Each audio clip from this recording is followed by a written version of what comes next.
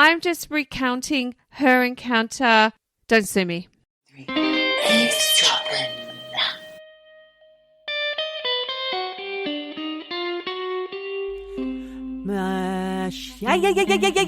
Michelle, hello. Sorry, that was too much. That was way too much to start with. I'll start again. Hi, Michelle. Hi. Hi. What are we doing? Hello, how are you going? I'm good. What about you? No, I am absolutely fantastic. I've had about 5 different people texting me this morning about an alien body. What? Yeah, alien bodies found in Mexico. No. What, today? Yeah, it's all kicking off in the news. The 14th of September in 2023 for posterity. Because don't forget, we exist right now here in the present, the future, and the past all at once. I just love reminding myself of that. But that's exactly like when you hear, say, a song from Prince or David Bowie or any of those dead artists. You know, they are in the future from the past. That's the power of recordings. The power of recordings. Yes. Do you want to tell me any more about this bloody alien? Well, no, what I'm going to say is I'm going to do some deep diving into this. Watch out for a future episode because there's some shit that we need to look into. But I also just want to introduce ourselves. Oh, we must do that, mustn't we? Yeah. Yes. I'm Michelle. I'm Geordie. And you're listening to Eavesdroppin, the podcast. And we'd like to congratulate you for choosing us. Thank you very much. Shall I tell you a funny thing? Yes, please. So it was on the news. You know, sometimes you get the ping. I get Australian and UK news sent to my phone. This one's from news.com.au, but it's actually from a UK story, which I didn't hear in the UK, probably because it was so fucking embarrassing. But news.com.au reported that at the start of September, police were called to a yoga class held at the North Sea Observatory in Lincolnshire, which sounds nice, doesn't it? Responding to a report of a mass killing, Michelle. What? In a yoga studio? In a yoga studio. A member of the public walked past the glass windows and saw several people lying on the floor through the window, and they assumed that they had all either taken their own lives or been murdered, mass murdered. So they contacted the police, and the police arrived. Yoga teacher Millie Laws said her class were just drifting into a deep state of relaxation when local dog walkers passed by and mistook the scene for a ritual mass murder. What the fuck? We all know that that's when you get the lavender bags on your eyes. It's the nicest part of a yoga class is when you do the wind down. Not when the police kick it down. No. Jesus Christ. Oh, police! On the floor! Now! Well, they're already on the floor. We're staying down, Ossifer. Those dog walkers, I don't mean to be ageist, but... Don't you dare. I'm a dog walker. Hang on. What do you mean ageist? They must have been aged dog walkers because anybody born in the 60s onwards when yoga has been all the rage surely knows that relaxation session at the end. That's what you go for. You go for that meditation. It's actually one of the reasons why I stopped doing yoga because it's all in German and you can't relax. I shouldn't say it like that. That sounds terrible. It's racist. But it's not a relaxing language. What else is going on? Any other updates? No, and no news is good news. No news is good news. You know I believe that. This is what Jen always says. What else does she say? A bird in the hand is worth 2 in the bush? Did you ever understand what that meant? My mum used to say it all the time. A bird in the hand is worth 2 in the bush, love. Or, and I've said this before, it happens to the best of regulated families. I've never heard that before. I think that's a granny-ism. Could be. Usually when I'm crying and vomiting at the same time. And wouldn't you say, rather than best of regulated families, wouldn't you say something like... Are you okay, sweetheart? All that. True, Jen, true. True, Jen, true. My nana has some really good ones. Let me think. Have I ever told you about when I was pregnant and she said, oh, you're a big girl, you'll be fine. You'll slip it like a goat. Oh, my God. I've got friends who still say that to me. Yeah. Oh, my God. You'll slip it like a goat. She also said she had a dry birth, and I don't know what that means. Oh, my God. That sounds absolutely horrific. I had a friend, speaking of pregnancy, I don't even know if this is safe for podcast talk or not. Oh, God. Anonymous friend, she gave birth and she didn't tear. Lucky girl. That's what I said. And she said, no. The nurses looked at me like I was a slut. Oh, really? Yes, because she didn't tear. And I said... You haven't torn like you're supposed to, you dirty girl. Honestly, save your judgment, nurses. She was getting vagina shamed. Wow. That's not okay. Really not okay. Honestly, if it's not the weather report, it's vag talk. Vagina report. Well, I'm not talking about vaginas today, Michelle. Not one iota. I'm going to move on from that.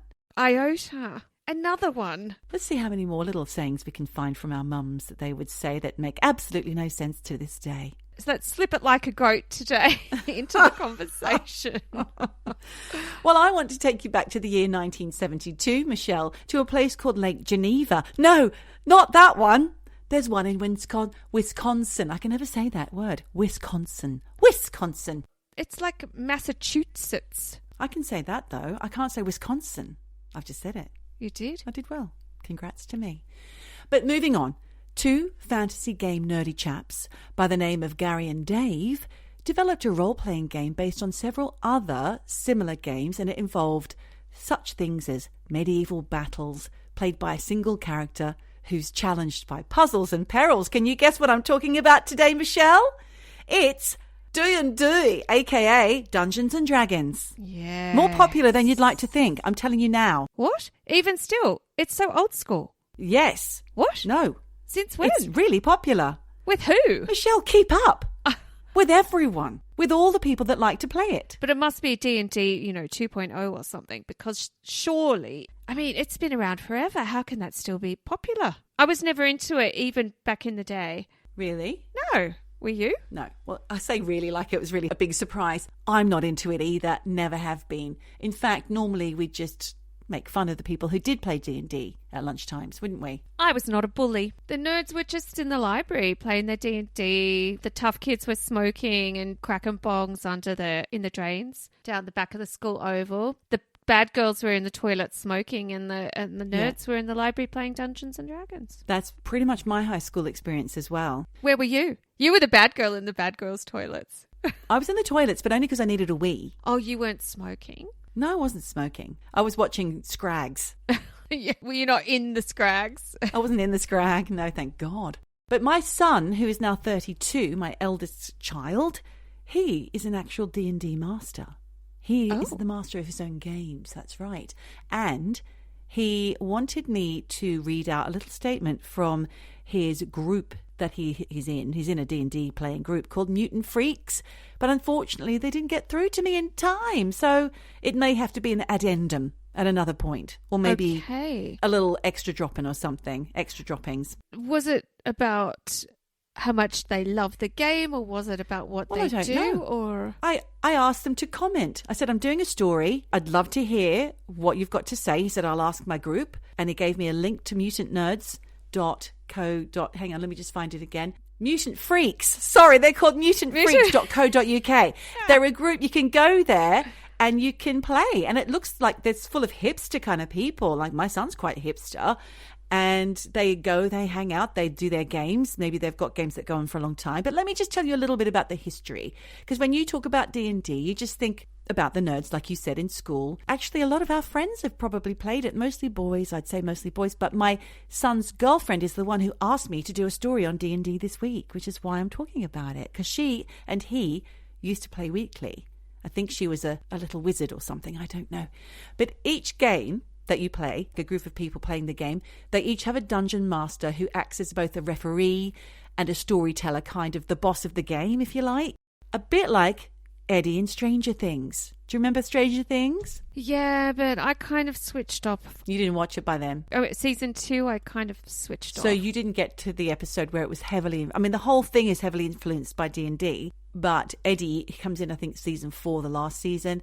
He was like this really cool headbangery type, and he was befriending these young geeks because he was a big dungeon master. And a lot of the things in the show, like the scary monsters, like the Demogorgon, the Shadow Monster, the Mind Flayer, and Vecna, are all taken straight out of they're classic Dungeons and Dragons. They're classic D&D. Well, how do you even know it's classic D&D? How do you know. Because even back in the day, they were still called demigorgons and shit. That's classic. Oh, okay. Well, it wasn't classic to me. I hadn't a clue.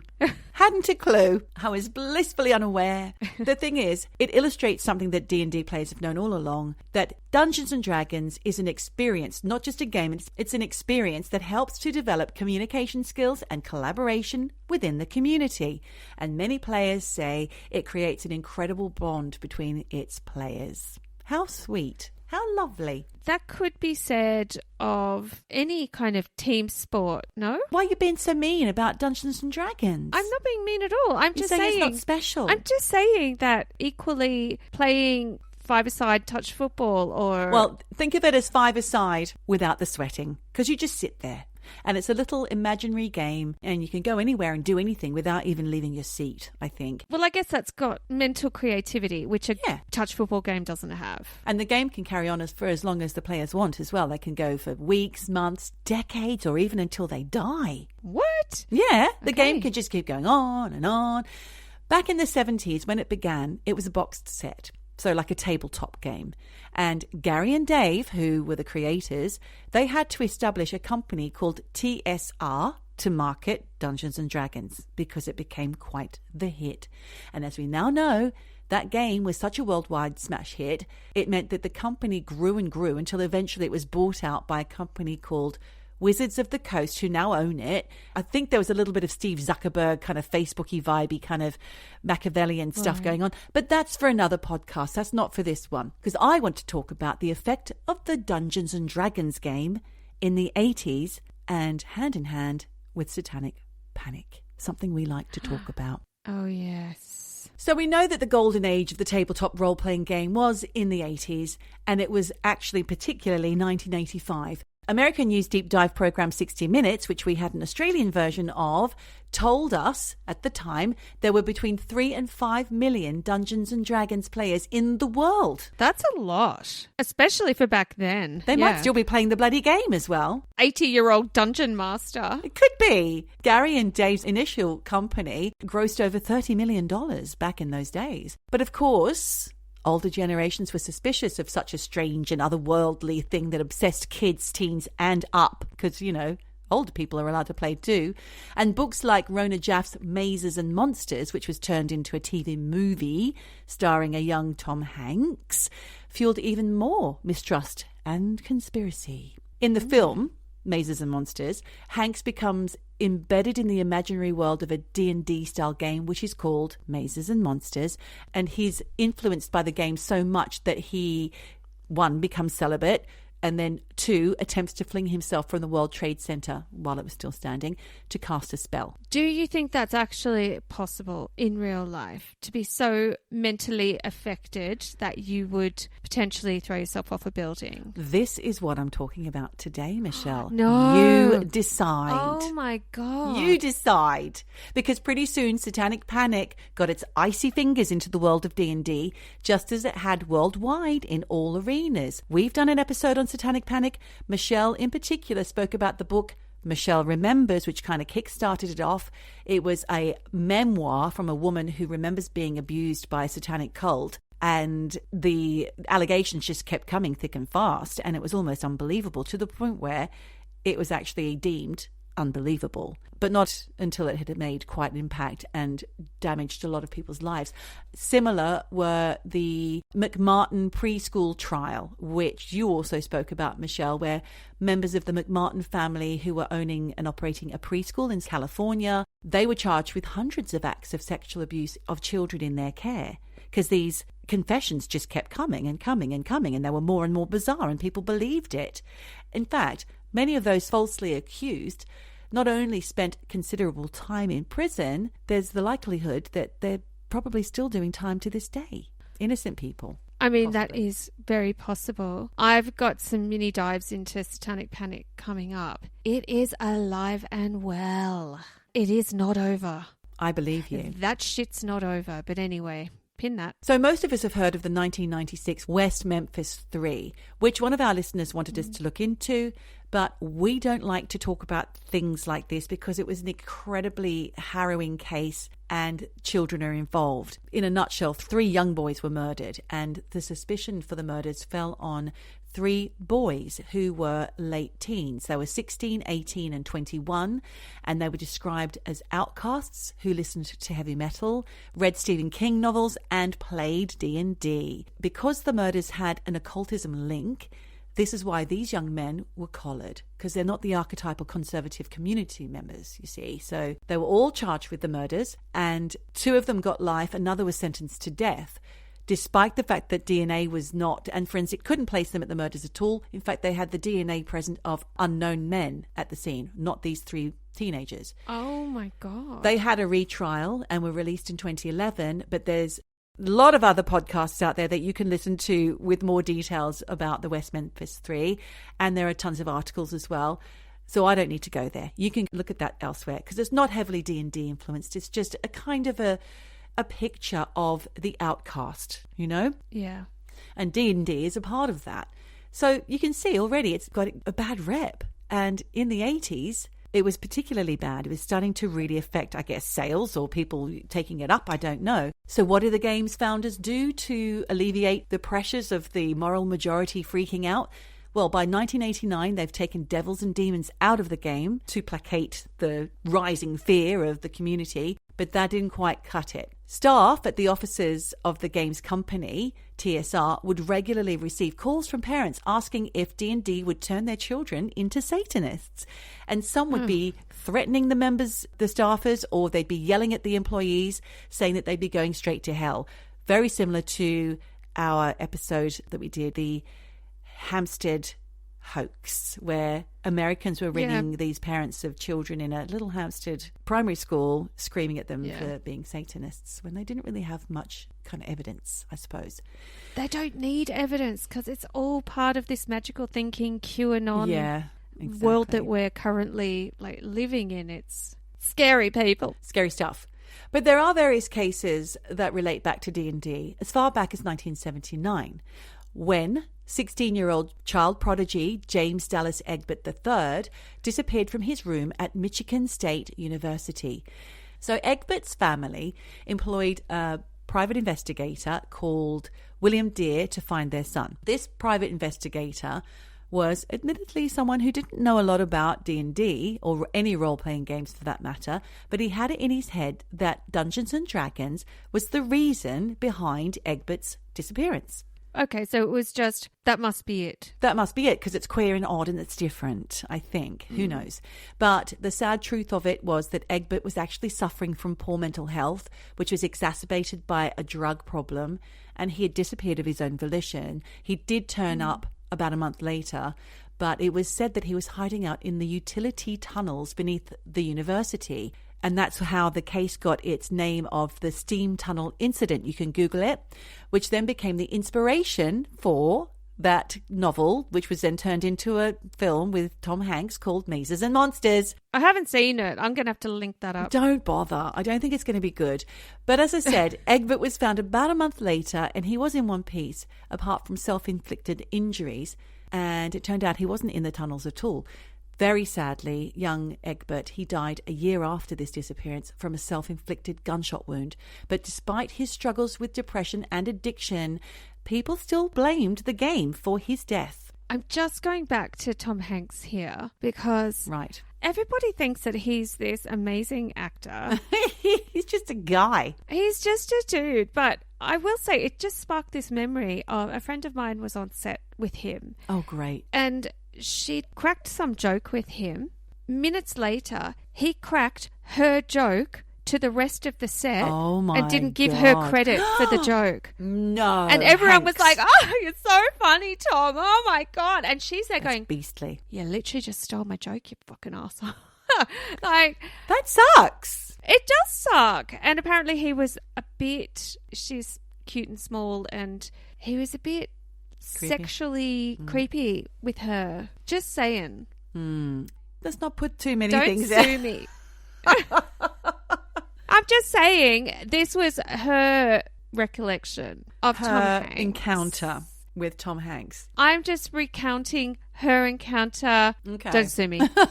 Okay. That was that particular incident, which was linked to D&D. Then in 1982, a high school student named Irving Lee Pulling died after shooting himself in the chest.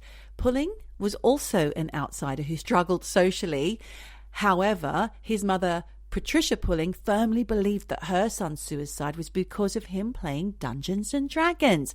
One of Irving Pulling's classmates recalls that he had a lot of problems anyway that weren't associated with the game. But beside the point, as far as Patricia Pulling was concerned, she attempted to sue her son's high school principal because he had involved Irving in a D&D game that the principal was dungeon master of. It doesn't sound great, does it? It does sound a bit creepy. That sounds creepy. That actually sounds like crossing a boundary. It does a bit. I shouldn't have said that. He was just running the game. Maybe he wasn't the dungeon well, he would have been the dungeon master.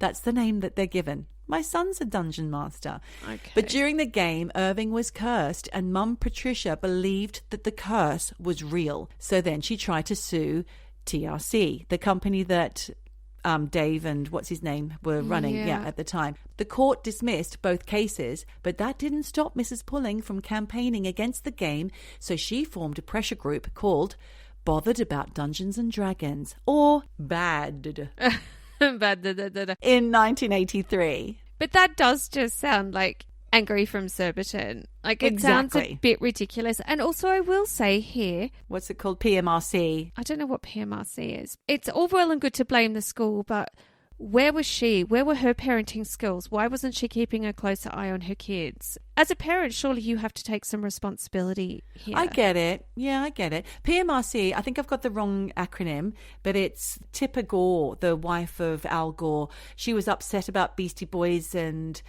Judas Priest and things like that. There was this whole thing about putting stickers on records at the time.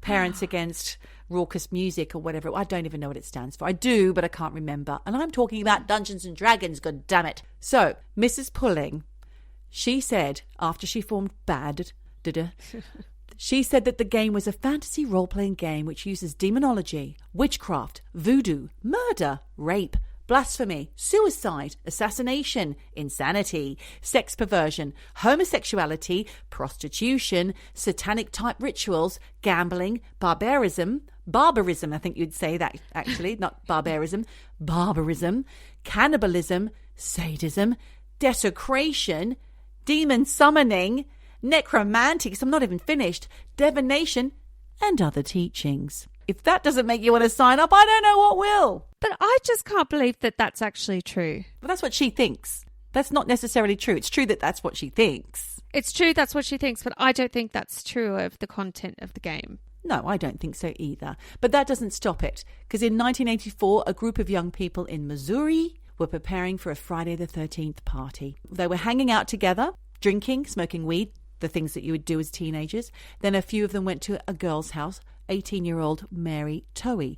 Mary was planning to throw a party on Friday the 13th. So the idea was to go to her house and plan it, or prepare for it, whatever, sit there and order in Cheetos or whatever they do. Gatorade. She was making the jelly shots. Her boyfriend, some say her boyfriend, Darren Lee Molitor, and another friend named Ronald G. Adcox stayed at the house all night, listening to music, drinking, smoking marijuana, and practicing karate moves, which is what young men do, isn't it? Mary went to bed around 2 a.m. and then woke up early the next day and then continued to hang out with these boys who were then teaching her these amazing karate moves and martial arts moves, and then started chasing her around the house. Okay. So Mary ran down to the cellar where the boys caught her, overpowered her, and tied her hands and feet.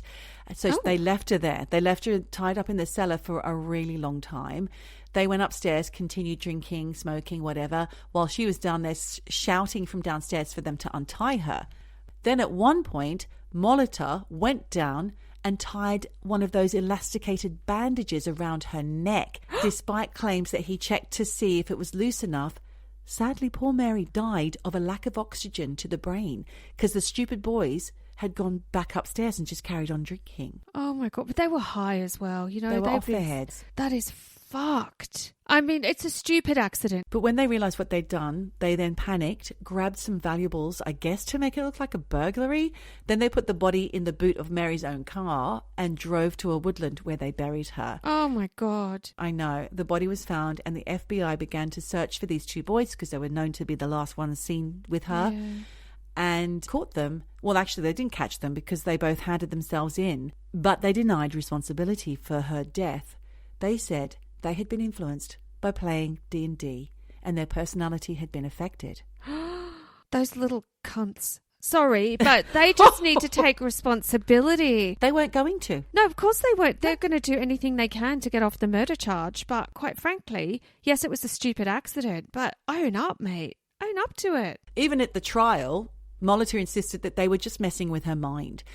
And then the coroner testified that the death did appear to be accidental, like you'd said, but the jury found Darren guilty of murder in the first degree. And this is despite him requesting 2 expert witnesses to assist in his defence. Those witnesses, Michelle? Patricia Pulling of BAAT and psychiatric Dr. Thomas Radecki. He's the president of the National Coalition on TV Violence. Now, we had somebody like that in the UK around the same time. Her name was Mary Whitehouse. She wasn't a doctor. She was just a lady upset by all the violence on TV. This guy, Dr. Thomas Radecki, by the way, was later convicted of abusing his position as a doctor to commit sexual offences and of trading prescription drugs in exchange for sex with female patients. So he's now serving an 11 to 22-year prison sentence. And he should get 10 more for being a creep. But these witnesses were deemed irrelevant by the courts and they were never called. So Thank this God. Molitor complained that he didn't receive a fair trial because of the fact that they weren't called. He never got the chance to convince the jury of how bad Dungeons and Dragons and the like were and how it can poison young people's minds. So this was his bugbear. So while in prison, Molitor wrote an essay in 1985 where he claimed that he had been playing for more than 3 years and that he believed most people who played were just escaping reality and de-stressing. Fine. But he went on to say that young minds could easily be damaged by exposure to the violence within the game, adding that the game is a tool of Satan, and concluded the article by warning people against playing it. Actually, what he said was, you don't even have to be playing the game at the time. The mind is continuously playing the game. You could have played it for 2 or 3 days prior, but your mind is still playing. And he goes on to say that if you want to be safe and saved from evil, don't play the game. And he signs off, a very concerned ex-player. What he doesn't sign off as is a young man convicted of first-degree murder, serving a life sentence. And blaming it on D&D. That is really shocking, especially this was pre-internet, right? Kind of? Yeah, 85. 85. So pre-internet. Yeah. Now, there is a plethora of games. There's a lot of games that you can play that are way more hardcore, way more serious. And if that had set a precedent back then, I didn't commit the murder. Dungeons and Dragons made me do it. That could now be applied to so many things, which are way more accessible. Breath of the Wild, Zelda, yeah, or things like that, Fortnite. There's so much, and gaming is such a big problem, actually. I mean, I've got a lot of friends whose kids are in the grips of being hardcore gamers, and it's destroying brains, lives, no socialization, demotivating kids, demoralizing kids. I know that probably makes me sound like a really old person, but kind of. Yeah, but I hear what parents, like friends of mine, are going through. But doesn't make them a murderer, Michelle. No, it doesn't. No. If that case had gone the other way and Dungeons and Dragons had been blamed, fuck man, that would have opened the door to a lot of crazy stuff. He initially sent this essay to a school in the hopes of helping young children. And possibly this happened because he'd heard about the murder of an 11-year-old boy in 1985 by his 15-year-old neighbour, by the little boy's 15-year-old neighbour. The boys were in the middle of a game of D&D. Now, you can't find this many places, so I'm not going to name any names. I found it deep and hidden. I did a bit of sleuthing. Ooh. Apparently, the older boy thought that the younger one had become evil in the older boy's fantasy and that his job was to extinguish evil. So he said that he was in another world where he wanted to kill this young boy, but not in real life. It was all very confused. So chalk up another tragedy to D&D. However, psychiatrists at the teenager's trial said that he had the maturity of someone a few years younger. So perhaps it wasn't really something that a boy with his mental issues should have been playing, because he couldn't decipher between fantasy and reality. And yes, there are people who do suffer from that, but there's a whole load of us also who are completely understanding what's real, what's not, who will not be affected in that way by D&D. It's not responsible. No. And again, where's the parenting here? Because if you know that your son is maybe a little mentally fragile, or maybe he's developmentally not at the level he should be, monitor the games. Yeah. Just say that's not for you. Eventually, the moral panic over Dungeons and Dragons did subside with the advent of VHS video nasties, which came under scrutiny by moral campaigners such as Mary Whitehouse, who I mentioned earlier. So there are films like Evil Dead, I Spit on Your Grave, disgusting gore-fest horrors like Texas Chainsaw Massacre and Basket Case. Do you remember seeing that one? Belial. That was horrifying. They were all scary. Do you remember watching all this shit? Yeah. Did we do any murdering? No. No. I think I've mentioned this before, that scene in Evil Dead where they get the pencil and put it into that girl's foot, into her ankle. Oh, it was terrifying. It stayed with me to this day. I haven't seen it. I don't think I will now. No, it's quite fake now. You see like tomato sauce coming out, but you think it's blood when you're a kid. But yeah, scary. It's quite shocking that people want to blame a game because, like the gun theory, guns don't kill people, people kill people. And it's the same with Dungeons and Dragons. You know, the game doesn't kill people, people kill people. Yeah, the ethics and how you decipher and navigate that is tricky. But I'm just quite surprised it's had a resurgence in popularity. I don't think it ever went away. Well, thank you so much for that story. Normally I say I'm going to look that up, but I'm not a gamer. It's not for me. But it is interesting that a little game could cause so much fuss. You got the vibes. I got the vibes. You got the vibes. I got the vibes. So, on the heels of all your talk about Satanic Panic, yes, I wanted to just go down that route here today because there was some Satanic Panic in Tuggeranong. Oh my God, tuggers. Now, for our listeners who are not from Canberra, which is most of you, Tuggeranong's a suburb in the ACT. It's a kind of a booner, bogan I don't really know much about Tuggeranong, to be honest with you. I'll fess up. I'm not familiar with Tuggeranong. I know the name and I know it's called Tuggers, and that's all I know. Am I missing out? No, you're really not. You're not. Like you had said earlier, for anyone who's listened to us for a while, you know that we love a bit of Satanic Panic. And, you know, this whole Michelle Remembers book by a guy called, he was a psychiatrist actually, Lawrence Pazder. But he was also having a relationship with the Michelle of the book, wasn't he? Yeah, secretly. Yeah. And afterwards he married her. Uh-huh. So there's some dodgy blurring of lines there. Mm-hmm. He was using recovered memory therapy to uncover a whole lot of supposed dark shit from the subconscious mind of Michelle Smith. It all became about satanic ritual abuse. And like you had said, the finger was pointed at loads of people who ended up in jail for years, and it all turned out to be bullshit. But this little brush of Satanic Panic in the 1990s in Canberra. Yes. Well, it does come to us courtesy of our gorgeous spell lady, Safka, who sent this link, and I will put that into the show notes because it's a classic. It's a video from June 1990 that starts off by saying the Canberra Times ran an article, which I actually found from the 14th of June 1990, where they say that there's a juvenile heavy metal cult raging. That was the word they used, raging. And this cult was raging out of control in the suburbs of Canberra. They said that this cult gang was responsible for 50% of the crime in the area. Really? Yeah. The video shows these dudes that just look like your stereotype. I can see them now. 80s bogan long booner, hair, right? Kind of dragging their desert boots, dragging their heels around, flannies, mullets, grunting instead of speaking, heavy metal t-shirts, acne, and that's what actually kicked off this whole Satanic Panic, was because it focused on kids who wore heavy metal t-shirts. Yeah. that was half of fucking Canberra. I mean, really, you could not walk through Civic without seeing Slayer t-shirts, Metallica, Anthrax, Iron Maiden, Megadeth, Judas Priest, as you said before, Def Leppard, Motley Crue. Any metal band that you can name, you saw a kid wearing it on a t-shirt in the late 80s and early 90s. And yet, somehow, this article ran in the Canberra Times saying there was a heavy metal Metallica cult. A Metallica? They focused in on kind of the lamest one. Baby, don't say a word. Sleep with one eye open. Holding your pillow at night. Honestly, you're off to never land. I could just sing that all day. It's a great I mean, song. it was a classic.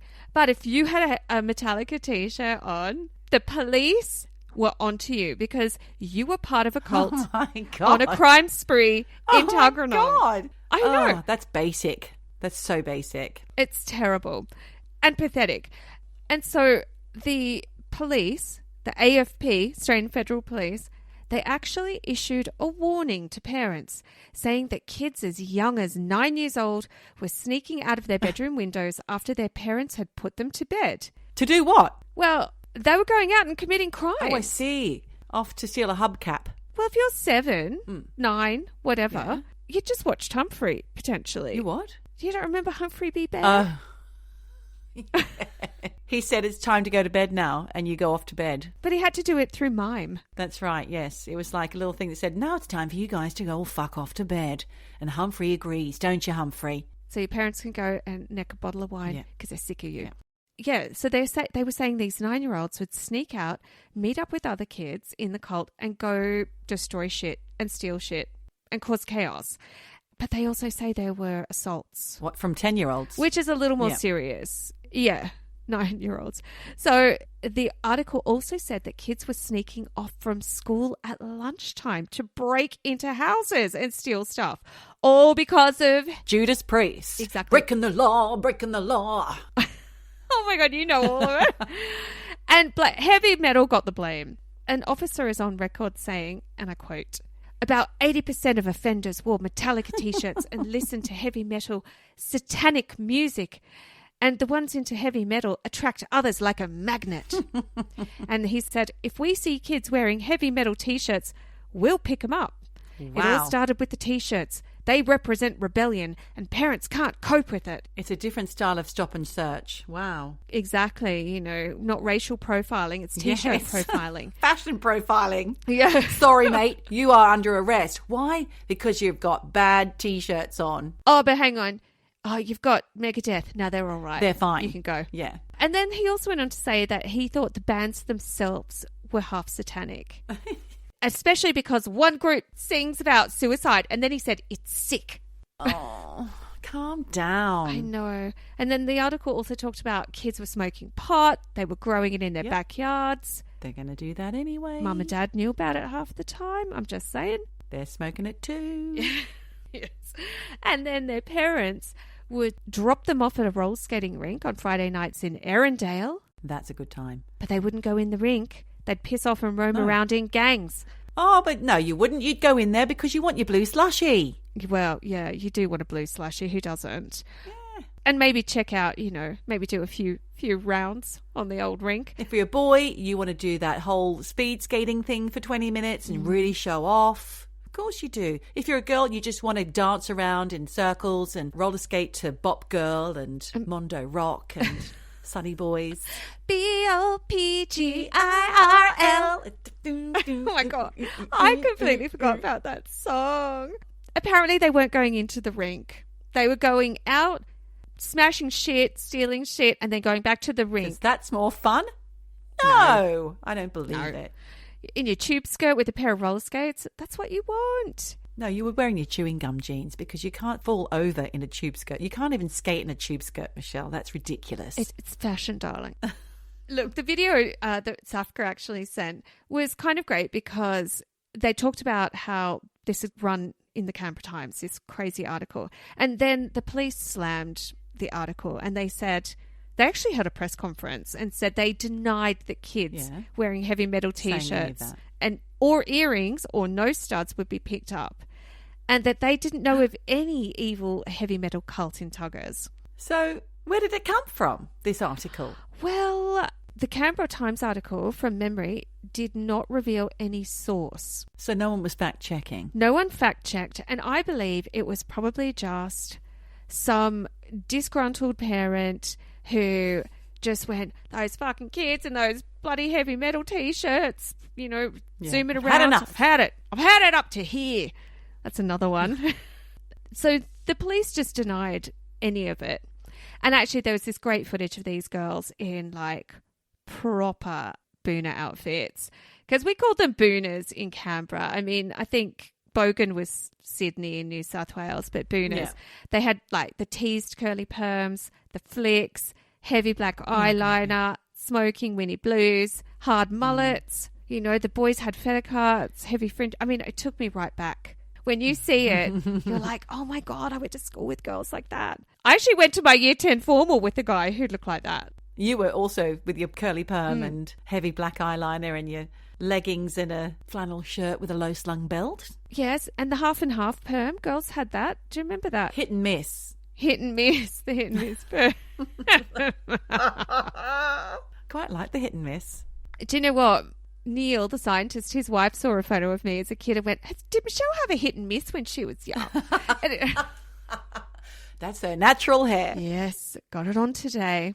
In a nutshell, the whole heavy metal, satanic panic, cult crime wave in Canberra, it was bullshit. There was no satanic panic. Aww, but thank you, disappointing. Zaska, for taking me on a journey down Boomer Memory Lane. It did put a smile on my face. Eavesdroppin. Why are you crying? Drop it. Another thing, it's funny you mentioned 60 Minutes before, because I did want to just wrap up with a story that I found. Because for fun, I typed into DuckDuckGo satanic ritual abuse in Australia. Okay. Just for fun. For fun. What else do you do on a Friday night on your own? And a 60 Minutes episode from 1989 popped up. And this is 60 Minutes Australia. With George Negus and Ray Martin. This was Ian Leslie. God, I know all their names. How do you remember that? That's amazing. It must be ingrained in my memory. Yes. This is a year before the Tuggers story. So I clicked on it to watch. And I have to say, watching it through a lens of 2023 and QAnon and all the satanic panic debunking, the whole, Michelle remembers bullshit, I'm calling fake news on this 60 Minutes segment. But let me circle back to give you a clue of what I'm talking about. Okay. 1989, reporter Ian Leslie interviews a 15-year-old girl called Teresa. I think she's from Nottingham. She's not Australian. She's English. Yes, but it's never really revealed in the clip. My digging seems to point to her being from that region. And in it, she talks about the most disturbing things that have happened to her. Oh, my God. So the clip, which I'll post to the show notes, starts off with Ian Leslie saying that for 12 years, she was the victim of relentless depravity. And that in his 27 years of reporting, this was one of the most painful stories he's ever had to tell. Wow. And trigger warning, the stuff she says is fucking grisly. So put down that juice. Now, she starts by saying that her friends and family would continuously rape her and get her pregnant so they could abort the baby and offer that aborted baby up as a sacrifice in satanic rituals. Oh my God. Jesus Christ. She said she was made to have sex with the adults in the cult, sex with animals, and then a sacrifice would happen. And the sacrifice was sometimes an animal sacrifice, sometimes human. Essentially, what Teresa and her mother Bridget, who was also in the news report, said was that there was also satanic mass murder happening and ritual abuse and sacrifice of children, and that it was all going on undetected by authorities. It was all masterminded by Teresa's Nan. Nan was the mastermind, right? So what had Nan done to piss off these people? Well, she was the leader of this satanic cult. Look, Teresa, I say Teresa because I don't think it was her real name. I think it's a pseudonym, because I actually uncovered another report, same girl, where she's called Natalie. Right. I mean, I was thinking, why was she even with Nan? in the first place. Yeah. But when Teresa was born, the mum had a mental breakdown, gave Teresa to her husband to look after. He was a bit of a dick, couldn't cope, gave Teresa to Nan, who began abusing her from the age of 2. Now, thing is, it's never explained, but the mum was perfectly fine on this news report. But why did she, once she mentally got herself back on track, why did she never get Teresa back from Nan? Yeah. And they don't talk about how Teresa's story was uncovered, how she ended up living back with her mum, how they found out all this was going on. So, Ian, your reporting's a bit... Few holes in that. Swiss cheese. Teresa says the cult leader was her Nan, and Nan made her have sex with animals, specifically goats and donkeys. Now, I don't know about you. How does that work? I think it's pretty hard to get a donkey to pound a human. Stop it. I'm sorry. I mean, it's normally the bloke who would be pounding. I say normally. There's nothing normal about this. Stop saying pounding. Okay, sorry. Mounting, shagging. She also said she would have to have sex at the sacrifices, and there would be up to 30 people, and that Nan would be there laughing and smiling and having sex with all the men while it was happening. God. Actually, Ian Leslie says, "Are you making this up?" And she says, "No." And then she says, "I know what I saw." I mean, we love that phrase here. We do. But in this context, I just don't know. Then he talks to some psychiatrist called Ray Wire, who says she's not making it up and that children don't make up elaborate lies. He also said that there were medical reports, and actually this is really awful if it's true, that confirmed that she was sexually abused. Oh. So I think that something awful did happen to her. Yeah. But I don't know that satanic ritual abuse at the hands of her baby-eating Nan was what was going on. Yeah. Ian Leslie goes on to say that police don't think Teresa made up the story, and that some of the cult members have been charged and are going to stand trial. 5 men were charged with rape, and Nan, who apparently is 61 at the time and lived in a council flat in South London, she was supposedly charged on 7 counts of aiding and abetting rape and 2 counts of performing abortions on Teresa. Wow. God. Now, I'm just going to say, if this is actually true, that kind of story would have made headlines in the UK and most likely the world. But you try and look up any information on this case and it doesn't exist. And I'm not saying it's all made up, but again, Ian Leslie, where's your fact checking? Because I know that we have done a story on a case that the internet forgot, but that was about a minor. All the adults in that story were named, and the adults in this story would have been named. There's nothing. Now, the therapist, Ray Wire, was big into Michelle Remembers and hypnosis. Loved that whole thing. And he was the only therapist in the UK to uncover, I say this in air quotes, 21 other cases of satanic ritual abuse in the UK in 2 years. Because I'm just putting it out there, possibility he was implanting false memories or guiding stories while his patients were under hypnosis. Then Teresa talks about being taken to rich people's houses in the countryside to have sex with men, but she can't take anyone there because she was blindfolded, so she doesn't know the route. Right. She talked about a tramp who the cult took. They sliced him from his throat all the way down his body and ate him at a ceremony. Oh my God. She said she saw lots of newborn babies sacrificed. Where did they come from? She said she had a child when she was 11 and that child was now 4 years old. If we unpack that, don't you think her teachers at school would have noticed that an 11-year-old girl was pregnant? Yeah, yeah. Is that supposed child who didn't get aborted or eaten by Nan registered at birth, deaths and marriages? Come on, Ian. I know. Get your finger out. Pull your finger out and get reporting properly. Teresa said she got pregnant 8 times and that all the babies were aborted by her Nan or doctors who supposedly lived at the house. What? Now, this is grim, and put down your juice if you don't want to hear this. Right. Trigger warning. Trigger warning. Trigger warning. Teresa said one of the aborted babies was killed in front of her because it was still alive. Oh, no, don't. And that she was made to eat it along with Nan. No. And others in the cult. Oh, my God. She also said she had a miscarriage at school when she went to the loo. because when she went to the toilet, there was a baby in her knickers. What? It was kind of crazy. She said she put this baby out, she took it out of her knickers, put it into her pencil case, and I think she means one of those wooden ones like you used to have to make in woodworking class when you're in year 7. So fucking mind bending. Sorry, my mind is bent. And she put roses in there so it didn't smell. Roses? Yes. And then she put it down the chute. She doesn't say what chute or where, but she put it down a chute so her nan couldn't get it and eat it.